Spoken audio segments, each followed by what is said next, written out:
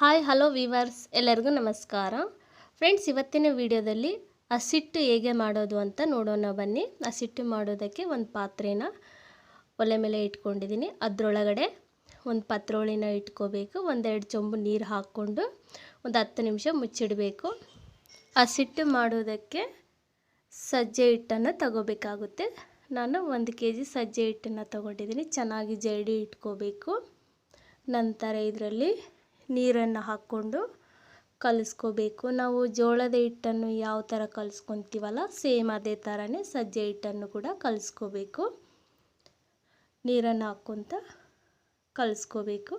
ಚೆನ್ನಾಗಿ ನಾದ್ಕೋಬೇಕು ಹಿಟ್ಟು ಚೆನ್ನಾಗಿ ಕಲಿಸ್ಕೊಂಡ ನಂತರ ಹಿಟ್ಟಿನಲ್ಲಿ ಸ್ವಲ್ಪ ಹಿಟ್ಟನ್ನು ತಗೊಂಡು ದೊಡ್ಡ ಸೈಜು ಕಡುಬು ಥರ ಮಾಡ್ಕೋಬೇಕು.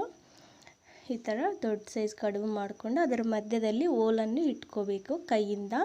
ಈ ಥರ ಹೋಲ್ ಇಡೋದ್ರಿಂದ ಹಿಟ್ಟು ಬೇಗ ಕುದಿಯುತ್ತೆ.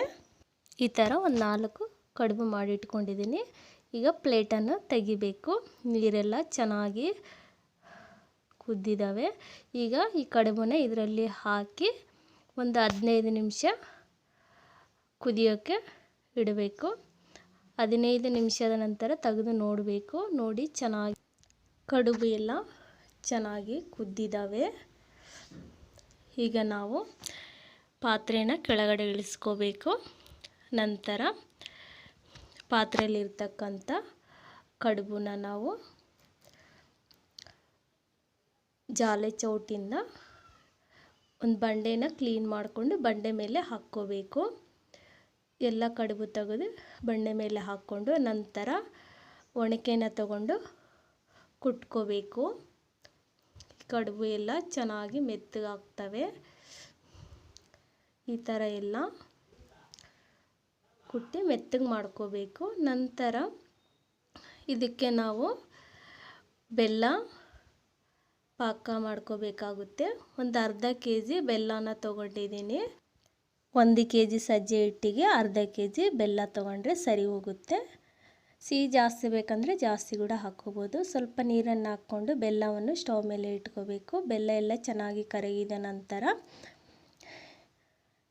ಹಿಟ್ಟೆಲ್ಲ ಚೆನ್ನಾಗಿ ಕುಟ್ಕೊಂಡಿದ್ದೀವಲ್ಲ, ಈಗ ಬೆಲ್ಲದ ಪಾಕನ ಇದ್ರ ಮೇಲೆ ಹಾಕ್ಕೊಂಡು ಒಣಕೆಯಿಂದ ಚೆನ್ನಾಗಿ ಕುಟ್ಕೋಬೇಕು. ಈ ಥರ ಬೆಲ್ಲ ಎಲ್ಲ ಚೆನ್ನಾಗಿ ಮಿಕ್ಸ್ ಆಗುತ್ತೆ. ಈ ಥರ ಮಾಡೋದ್ರಿಂದ